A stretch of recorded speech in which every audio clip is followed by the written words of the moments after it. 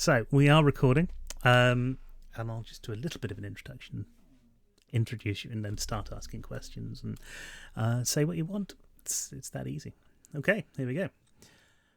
Hello, ladies and gentlemen, and we have got another cast interview for you. This week I am with Orange, who is better known as Demelza.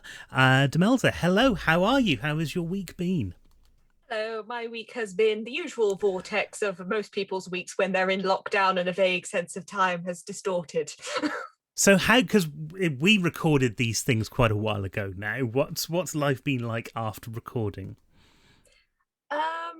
Very unusual to a degree. Like this whole thing kind of opened up a lot of new possibilities for me in a strange way. Like I'd always been interested in acting and the arts, and I was kind of flabbergasted when Natasha said, "We're doing this. Would you like to come and play Orange?" And I was like, "Okay." so it kind of has got me back into sort of more of my theatrical side. So you say back in when did you start? What was the first time that you thought, oh, I could do this for a job or for a living or just for fun? It was more of the just for fun angle. Like I didn't necessarily it's not that I didn't want to do it for a job. It's just acting is, if you'll forgive me, a very hand to mouth kind of job. It's you have to be very dedicated to it to make it work. And it's not that I didn't like that. I was actually considering going into acting in school, and I remember I even had it like when they were doing the options, had it as one of my options to take. Then we went to go see a performance of Romeo and Juliet on stage, and there was a scene where the actors were naked on stage, and I thought, maybe not. So was that something that just put you off completely? You just thought, well, no, I don't want to do that sort of thing at all. Was that what you thought acting was at that point? I'm not entirely like I'd always, right from when I was small, my mother took me to theatre productions and stuff like that, so I was always very aware of how acting and stuff like that. But yeah, it was at that point where I went, nudity might come up. So it kind of made me go back away a bit. So and because of course I suppose people will want to know this. Have you found that that's actually been the case, or I mean, I've never found that it was a thing. It's just you do it if the part requires it, or if you don't want to, you don't do it. Is Yeah. that your experience, or have you found that there's been other pressures on you to do something that perhaps you didn't want to do in the first place? I'm still very much an opposite this. I would certainly say, especially in this production, I've never felt any of that kind of pressure or anything like that. Like Tash and you, whenever all the rest of all, anytime like anything's come up, have been like, okay, this is something we're thinking of doing, but if you're not comfortable, we totally fine. Like they've been very respectful boundaries, very good with that kind of stuff. So Well, I I mean, think that the was big more reason for that is because you're not close enough for us to hit you. So we the so truth we comes can't we out. can't do anything like that at all. Fuck. Very much treat the cast the same way that Alfred Hitchcock did. No, that's... So No. what before? So we talked about kind of the first experience of when you thought, okay, maybe I might do acting. But what have you done? Let's say between now and then, what's your experience been with acting? Well, the only thing I've really done other than this was when I was sort of trying to get back into acting and stuff. Like I say, I always liked it. Then I had that happen, and my dumbass teenage self was like, like had that whole misunderstanding to a degree. So I backed away from it quite a lot.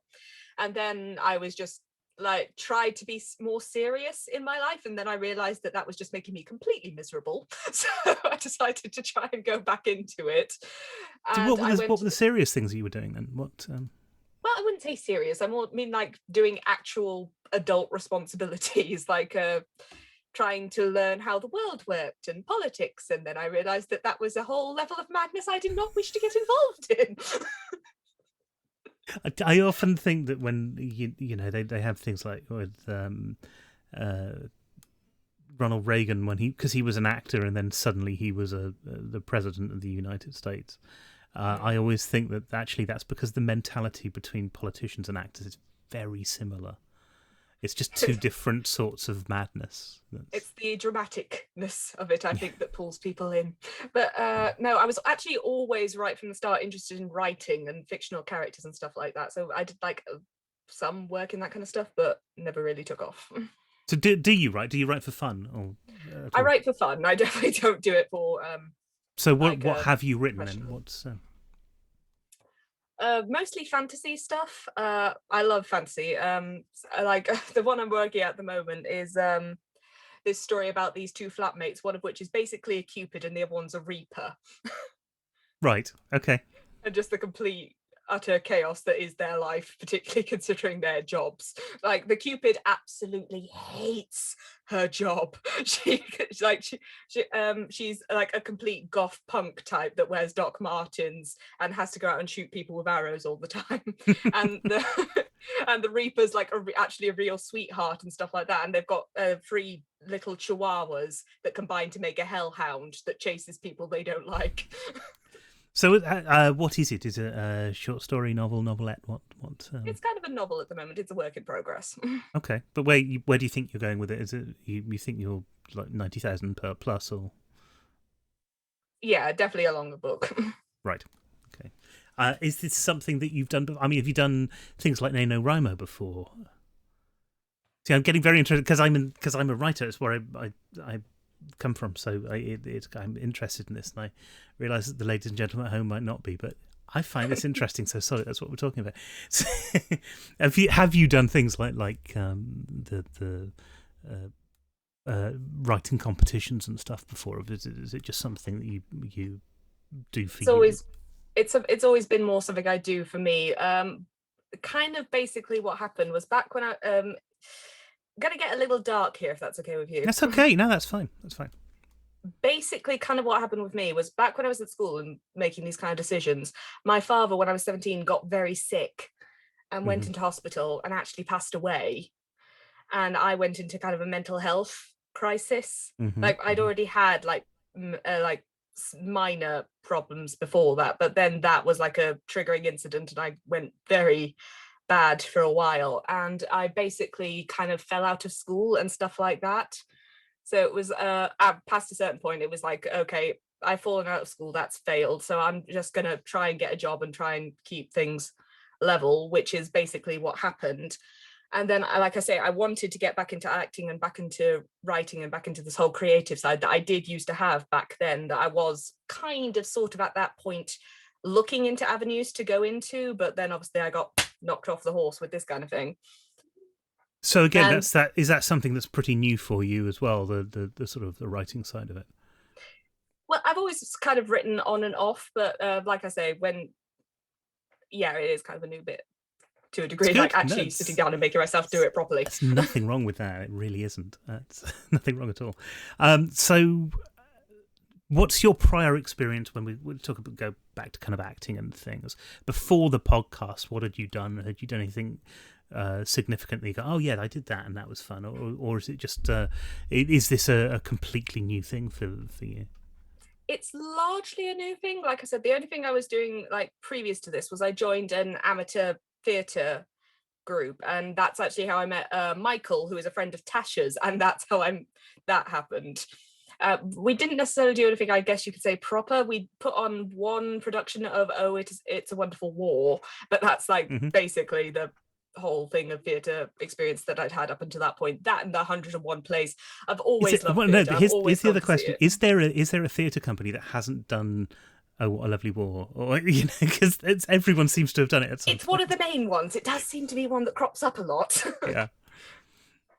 But no, when I was little, there was this place called Little Morton Hall, which is this tiny little Tudor house. Have you ever been? I've heard of it, yes, yeah. They used to do. I don't think they do it anymore. There was Little Morton and there was Ford Green, both these little Tudor places. And there used to be a company, small one, that did little amateur Shakespeare productions in the gardens, and we used to go to those every summer. And the thing I loved about those was something always went wrong. Yes, I do. Does this mean that you've seen like the Goes Wrong show and things? Do you know what I'm talking about? I know what you're talking about. Yeah, the like Shakespeare Goes Wrong, and they like I've seen the videos on YouTube every now and again. Yeah, I like that kind of stuff. Yeah. But like one production I remember is one of the actors in a scene slapped one of the others round the head, and they were wearing a wig, and it came off and went flying into the audience. Oh, that's brilliant. That's fantastic. So acting, is it something that you think that you would like to have some sort of career in? And are you at a stage in your life when you're thinking that you'll change what you're doing now and maybe do something either in acting or writing or something in the more creative industries at all? Yeah, I definitely am got to the stage where I like want to definitely get more of a career and more experience within more of the creative side of things, because like I say, for a long time I had to kind of just push that down as I was trying to deal with other stuff, and then I was Muggins here realized, oh, that's actually a great way of actually dealing with it. Look, you can make It money can whilst you be. do it. Yeah, of course, of course. So, I mean, obviously, you're thinking now that creativity is really important. But for you, what does it bring to you, and what do you think that it can do for society?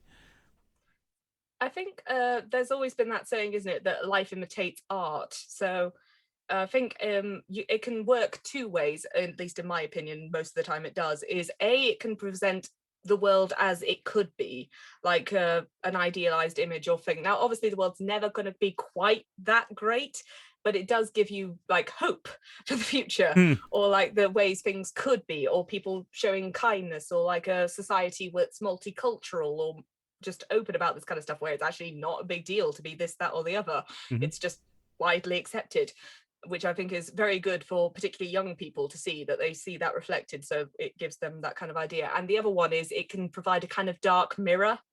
Like it can take the things that are wrong with society, hold up a mirror and show, look, this is how fucked up that is. Mm-hmm. So presumably satire then is in with that as well. So not just the creativity of it, but the sort of the satirical look to holding a mirror up to life essentially is an important part of that as well. Tell us about from where you are right now. If somebody was thinking about going into something creative, what advice would you give them?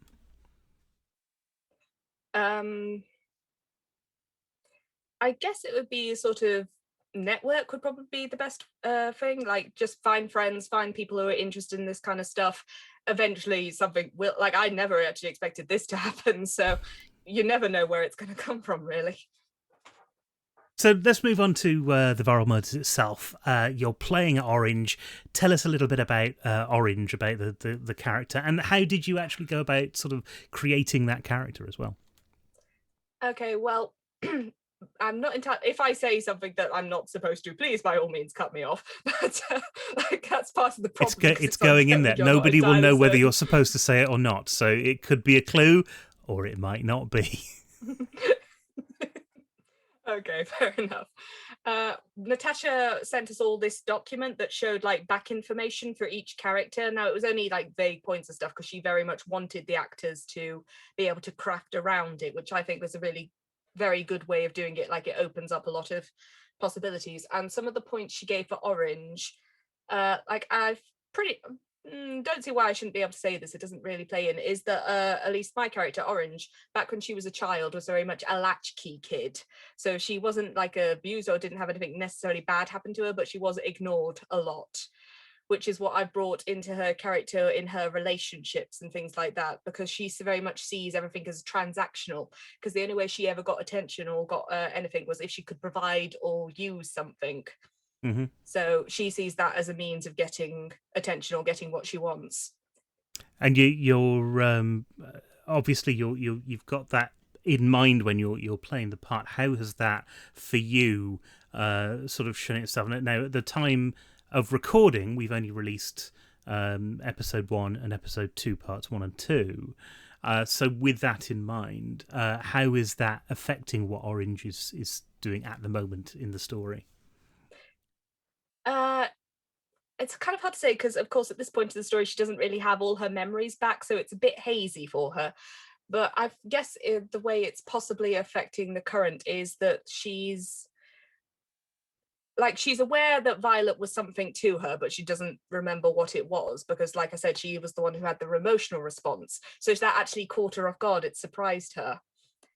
So at the moment, she's kind of letting everybody else play out and is trying to, like, similar to some of the other characters, trying to figure out what everybody is and how she can possibly get on someone's good side or manipulate somebody else into doing what it is that she needs to get out to survive. She's got very much a survivor's type of mind.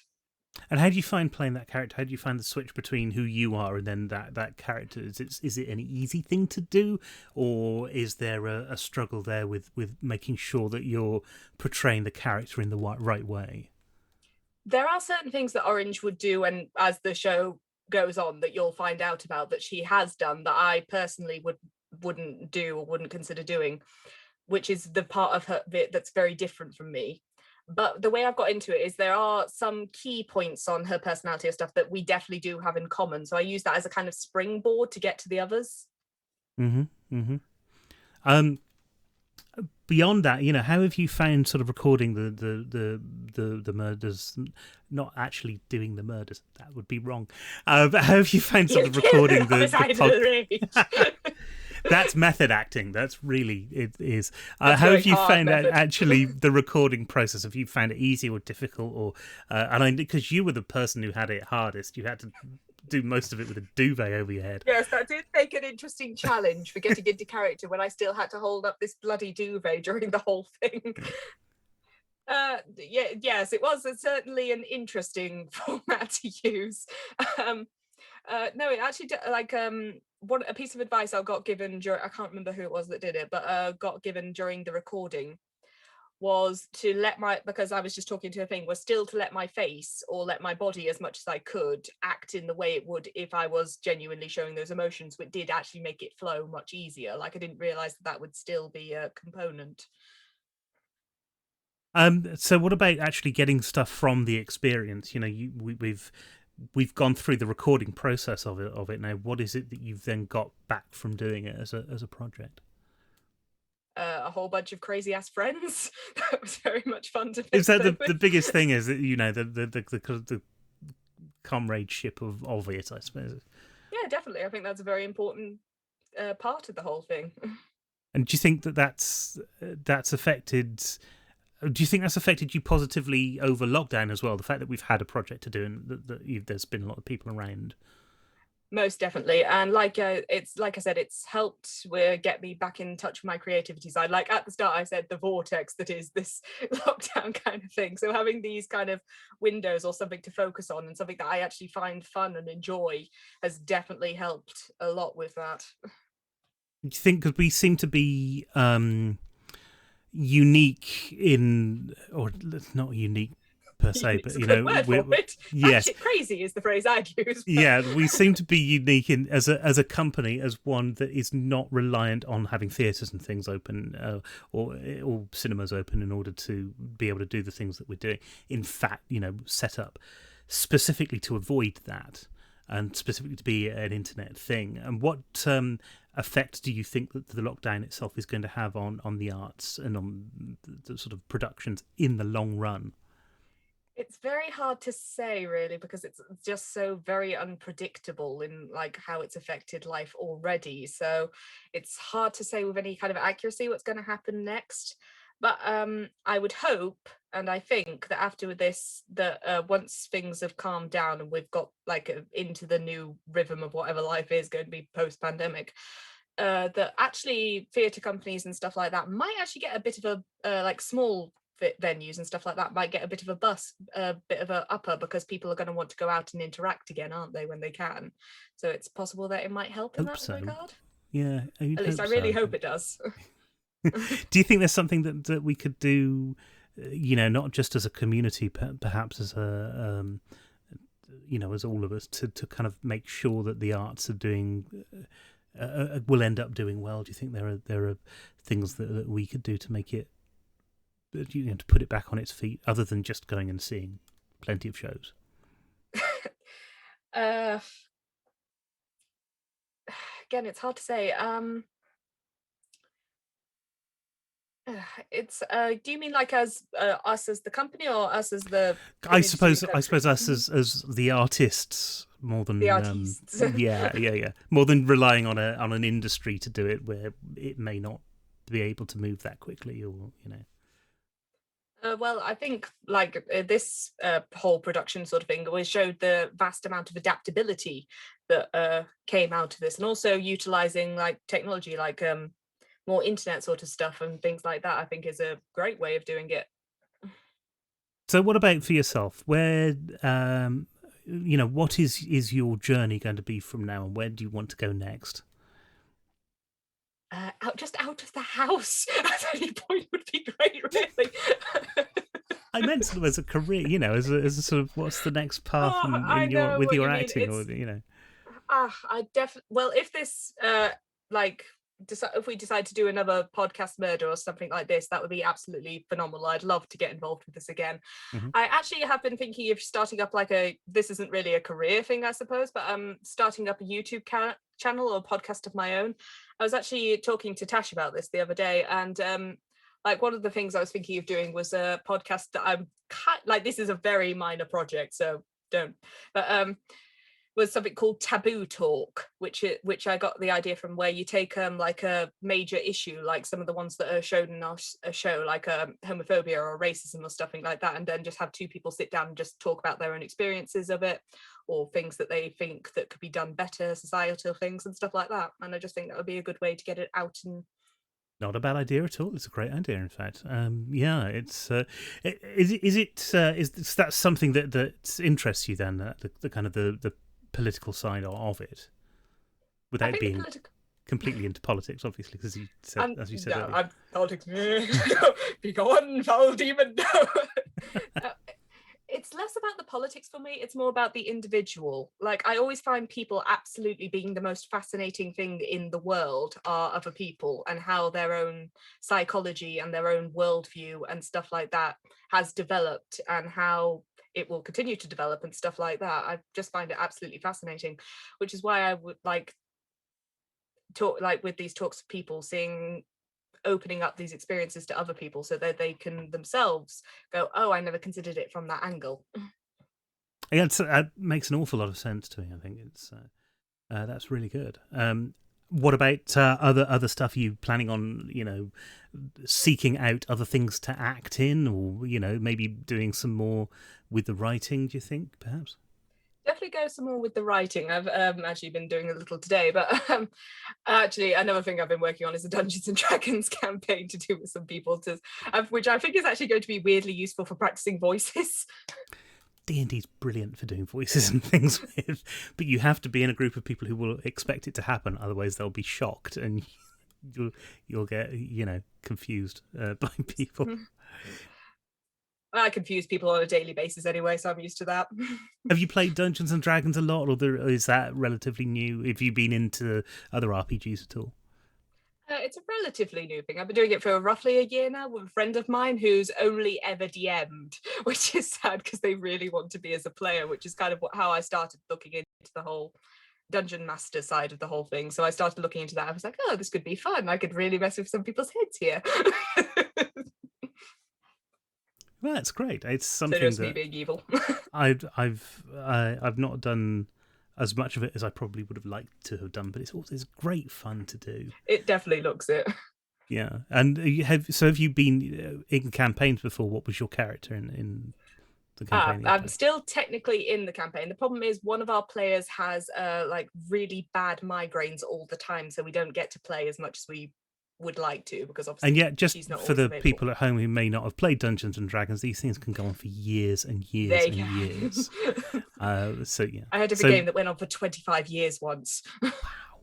I know, that's commitment. Again, what was your character in that thing? What have you played, and have you enjoyed it as well? I definitely enjoyed it. The character, because I'm me, obviously, I'm my first character. Of course, I had to make it as complicated as possible. I think everybody always does. Half Asimar. Oh, okay. That's yes, exactly. I see what you mean by complicated. Wow. Yeah, she has a very odd parentage. You have to be, but that's good, and it's I suppose another way that you can get into the arts without actually being in an arts project like this. Yeah, I think this particular one. So where from that, writing and acting we've kind of talked about, but what's the next thing for you after, in the immediate future? What are you going to go on and do next? like I said, definitely like to go more into acting work and sort of playing with the sort of online platforms with it, like with the podcasts and sort of, and maybe playing around with YouTube videos and learning how, like something I'm actually also very interested in is drawing and animation. So I'd really like to make my own like animatic shorts, if that makes sense. It If I does, ever yeah. get to that kind of level, that's going to take a while, but That sounds definitely something I'd look fantastic. forward And to. thank you very much for sitting down and talking to us. That is it for this particular video. We hope you've enjoyed it. If you have, then please hit that little subscribe button at the top and click on the little bell icon next to it. And then choose the all notifications tab to make sure that you don't miss out on any of the videos that we put out as part of the Viral Murders. We will see you on the next time. But from now, it's goodbye from me and goodbye from Demelza. Goodbye.